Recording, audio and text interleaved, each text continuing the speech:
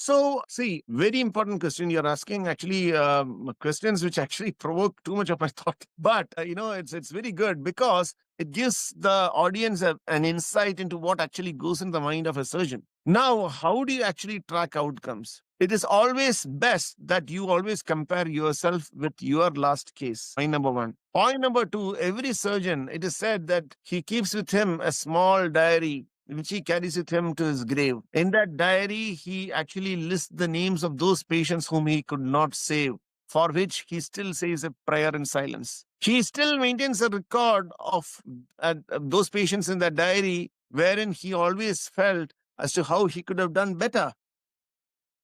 He still maintains a diary wherein, whenever he's faced with a complication which he has not encountered, he always rings up his colleagues, takes their opinion, benchmarks himself, his peers, and then tries to achieve the best possible outcome for his patient. Now, every surgeon does that. It's just that, you don't see them doing that, but then this is what every surgeon does. So benchmarking is very important. How do you measure tangible outcomes? If you have been able to refine your surgical techniques in such a way that one, your operating time has reduced, your surgical results still remain exceptional, you're able to discharge your patient in the least possible time of, or rather, hospital stay.